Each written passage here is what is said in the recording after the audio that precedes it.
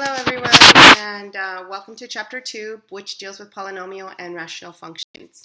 So 2.3 deals with polynomial and synthetic division. So really it's just long division, synthetic division.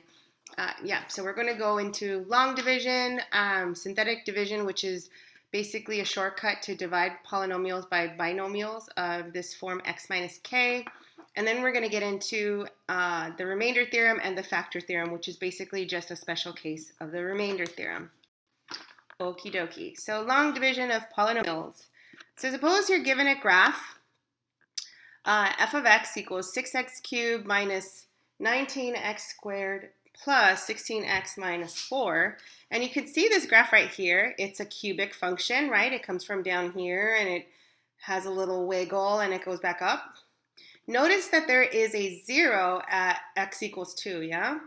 Now pay close attention, okay? So if there exists a 0 for a function at some value, so like in this case the 0 is 2, then we know that x minus 2 is a factor of f of x. Why do we know that? Well, we know that number 2 turns the whole function into 0, right? The output would be 0. So of course, when you plug in 2 into here, you get 2 minus 2, which is 0. So you should see these two things as synonymous. Like when you say, oh, there exists a 0 here at x equals 2, okay, then this x minus 2 is also a factor. So, so if we know that we have one of the factors of f of x, we could find the other, right? That means that there exists, so x minus 2 times something is going to equal the total f of x. So in other words, there exists this q of x, some polynomial. In this case, it would be second degree because this is, f is third degree, and then x minus 2 is first degree, obviously. There exists some kind of function that, that times x minus 2 will give me the original f of x. And in order to find this, we use long division. We can use long division. So let's go ahead and do that. So let me show you what long division is. We're going to divide this by x minus 2, and then we're going to use the result to factor completely. Now remember, long division is very simple, is similar to regular long division without, variables, but in this case, we use variables. So here we go. So the function is underneath the radical or the house, or however you want to call it, the little house. And we're dividing it by x minus 2. So basically the first thing that we do is find what monomial will help multiply by this binomial will help me eliminate the first term. So a quick short way to do it is you just basically take this first term and divide it by x only. Okay, and that gives you 6x squared. And why do we do just this one only? Because our goal is to just get rid of the first one term at a time, okay? So 6x cubed divided by x is 6x squared. So I'm going to write that immediately above the x squared. So see how this is like x squared column, cube column, linear column, and constant column? Okay, fine. So once I plug that in here, in order to find what this is, I take this monomial and I multiply it by x minus 2. So now the minus 2 starts coming into play. So when I multiply a monomial with a binomial, of course I'm going to use distribution property, yeah? So that's going to give me 6x cubed minus 12x squared. And you need to make sure that you're careful with your signs. Okay, so just like we do in numeric long division, we subtract, right? We subtract from the original. So when we're subtracting, that's going to cancel this first term, and you're going to get negative 19x squared minus a minus 12x squared, which turns this into a positive. Now, I usually like to write in the sign change and circle it so that I make sure that my sum or difference is correct. But this example didn't have it, but I want you to do that, if you need. So that's negative 19x squared plus 12x squared, which will give me a negative 7x squared. Then I bring the next term down. So now I do the same process all over again. I go, okay, well, what number times x is going to give me negative 7x squared? Okay, so one way to think about that is just take negative 7x squared and divide it by x, and then you get negative 7x, and that goes right here. Okay, so this negative 7x multiplied by x minus 2, and you get negative 7x squared plus 14x. Now we're going to subtract this from the binomial above it. So this is going to cancel out because it's a negative 7x squared minus a minus 7x squared. So it's negative and a plus, cancels. And then you get here 16 minus 14x, right? Which will give me 2x. And then I bring down the constant term. So 2x minus 4. So now I'm saying, okay, well, what's 2x divided by x? That's just positive 2. So I write that in the constant column. So 2 times the quantity x minus 2 will give me 2x minus 4.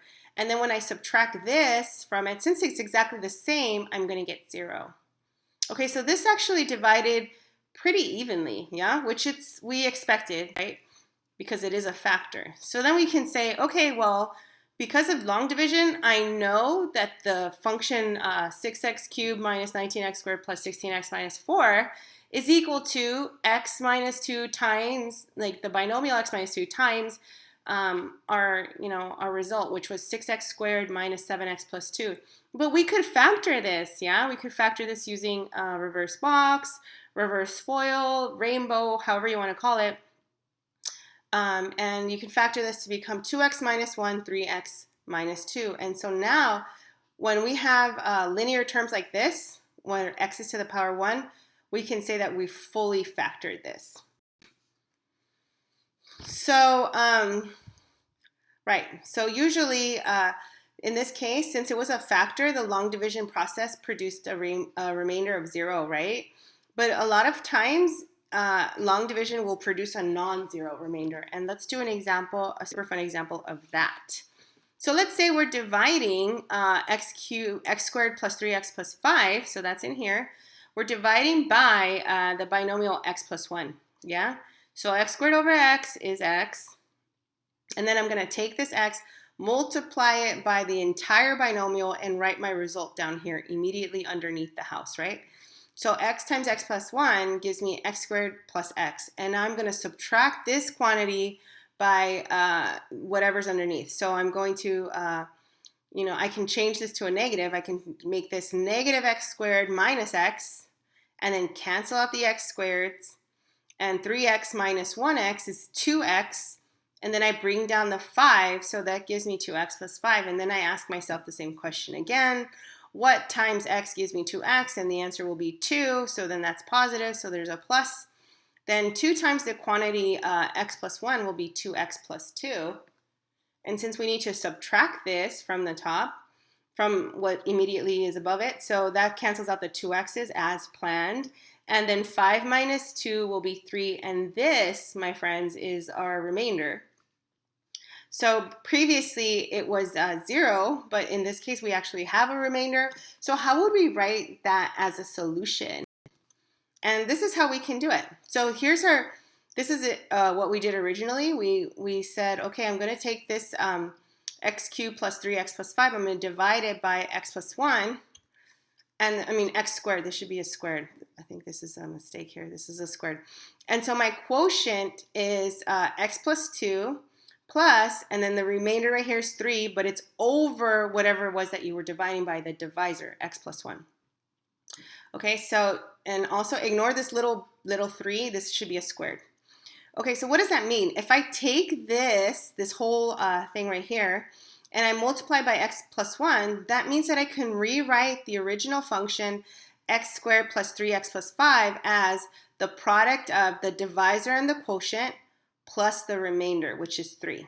Okay, and basically I'm saying that for this x plus 1, there exists another factor plus some remainder, okay? And this is an illustration of what we call the division algorithm.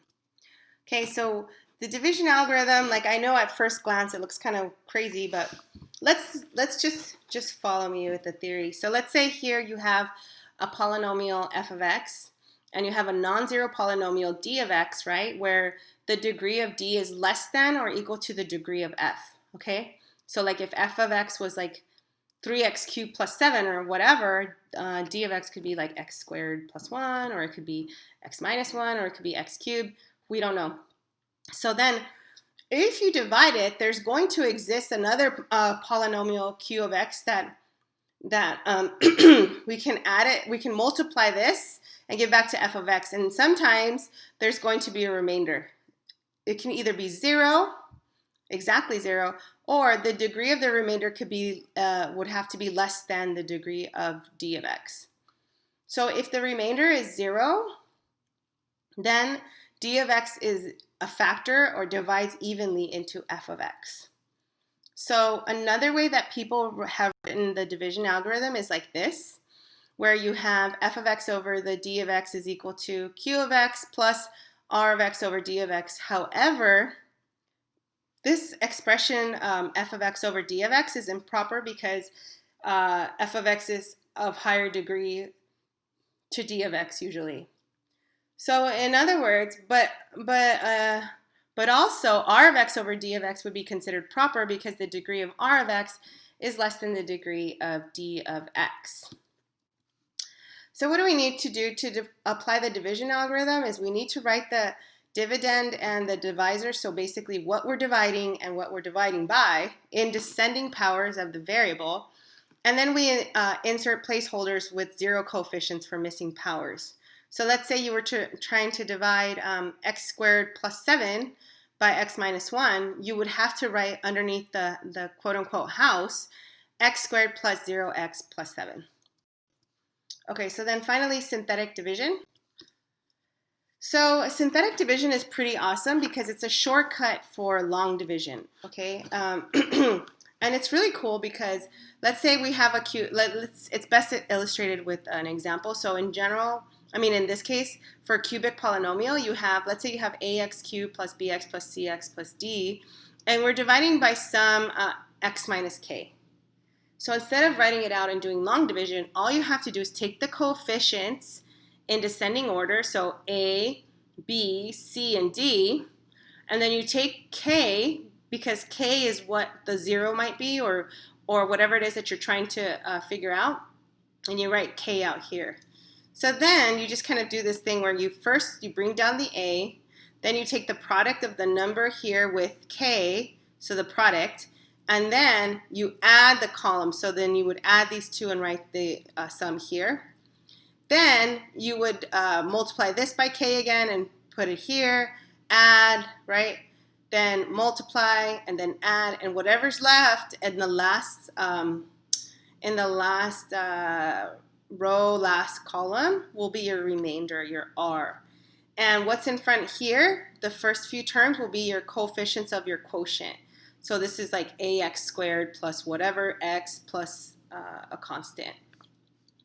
So of course, let's do an example. So this algorithm only works for divisors that are of the form x minus k, where x is power 1 and has coefficient of 1.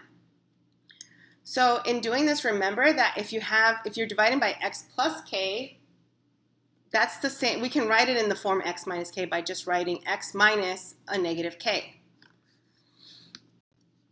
So let's try doing this. Let's use synthetic division to divide x to the 4th minus 10x squared minus 2x plus 4 by the binomial x plus 3. So if we're looking at x plus 3, then we write it has to be in x minus k form. So that means that k is actually a negative 3. Okay, so we're dividing by negative 3. And what we do is, in descending order, we write down the coefficients of each term, right? Starting with the 4th power. So here it's 1. Now we notice here there's no cube term. There's no x to the power 3 term. So when you're missing a term, because it has to go in descending order 1 by 1, so it has to be like 4, 3, 2, 1, and then 0 when we're talking about powers. So since there's no cube term, we put a 0 here. Okay, and this is important because it's going to help us when we're dividing. You need to have it there. So then that's the 0, okay? And then this will be negative 10 because that's the coefficient of the square term.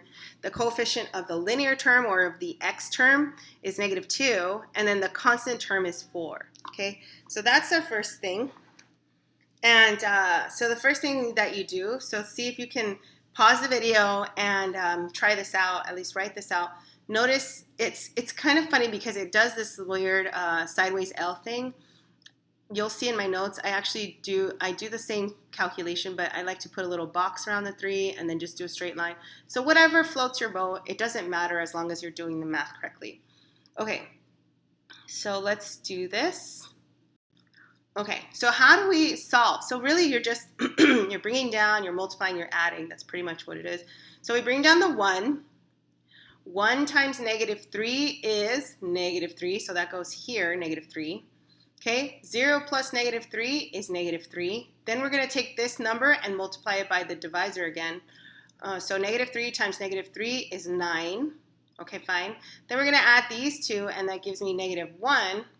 Negative 1 times negative 3 is positive 3. And then we add these two, and we get a positive 1. 1 times a negative 3 gives me negative 3. And then 4 plus a negative 3 will be 1. So this is your remainder.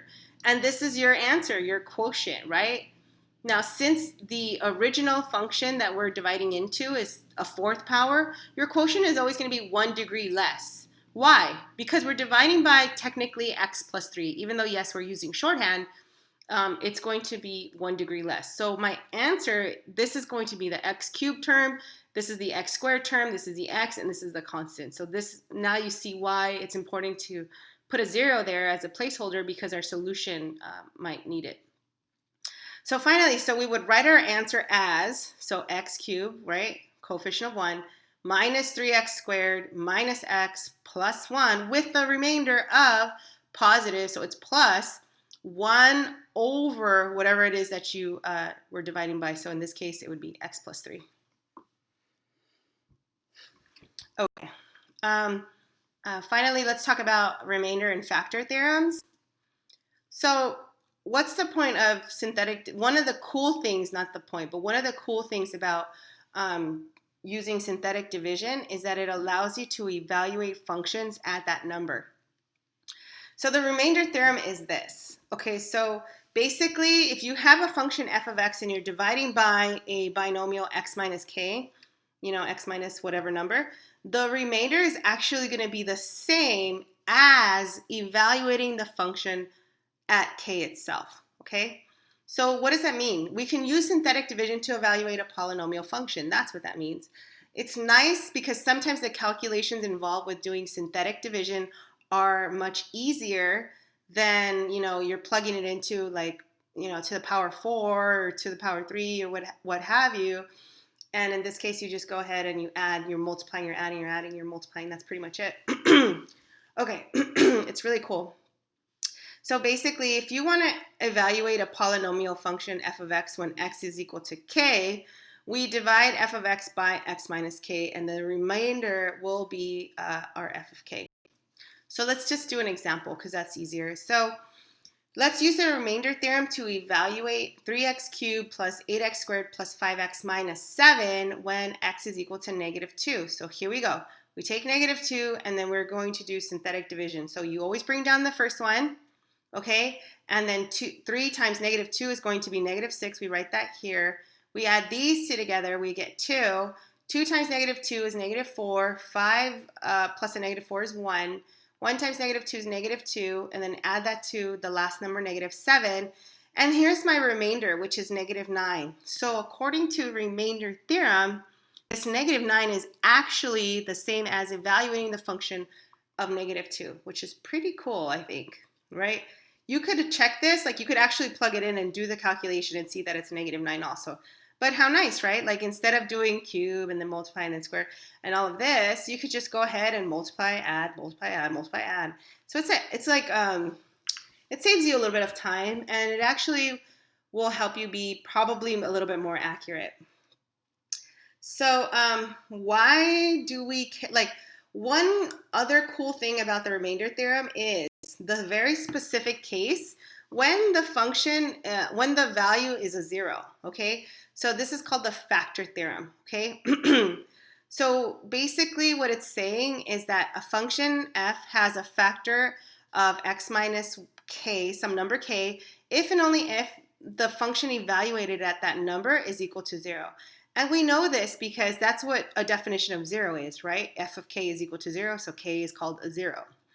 All right, so how do we use the factor theorem? We could test whether a polynomial has x minus k as a factor. We just basically evaluate the polynomial at x equals k, and then if the result is 0, then x minus k is a factor. So what does that mean? So let's say here you have f of x is equal to 2x to the fourth plus 7x cubed minus 4x squared minus 27x minus 18. And then let's find the remainder factor. So let's show that these two are factors and then find the remainder. So okay, so first let's start with x minus 2. In this case, it's already in the form x minus a number, so the number is just 2, so 2 is right here. And then here, let's set it up to use synthetic division. So I just write coefficient of x to the fourth, 2, x cubed, 7, x squared, negative 4, x, negative 27, and then the constant term or the term that has no variable, negative 18. So now we bring down the first term, take the product, 4, add 11. So then take the product, 22, add 18, yeah? 18 times 2 is 36 today. 36 plus a negative 27 is 9 today. Then 9 times 2, 18, and these cancel each other out, so you get 0. So what does that mean? So if a 0 is a remainder, according to remainder theorem, so that means that f of 2 equals 0, and therefore x minus 2 is a factor. So now I have this left here, this 2, 11, 18, and 9. So what if I use synthetic division again? Because the problem said to use to show x plus 3 is also a factor. So let's do that. So we're going to take the result and we're going to use synthetic division again using the other factor x plus 3. But in this case, so since it's a plus, right, k is always going to be the opposite of it. So k is negative 3. So then you bring down the 2, take the product, negative 6, add 5. Take the product, 5 times negative 3 is negative 15 today. Add with 18, 3. 3 times negative 3 is negative 9. Add and you get 0 again. Okay, so what's left? It's 2, 5, and 3. Now you could do synthetic division again, but you'd have to guess as to what number goes into it. Or you could write it out, which since we did the synthetic division twice, it went from originally being a fourth degree to like now the remainder is 2x squared plus 5x plus 3. And we can factor this, right? We can factor this using a variety of methods. And we factor it to become 2x plus 3 and x plus 1. So in total, since we showed x minus 2 is a factor, x plus 3 is a factor, and the last two are also factors. So the whole thing is equal to x minus 2, x plus 3, quantity times x, 2x plus 3 times x plus 1. Okay, and that is it for this section. Be on the lookout for worked out homework problems. Those will be up shortly. Good luck, happy studying, and I will see you in the next video.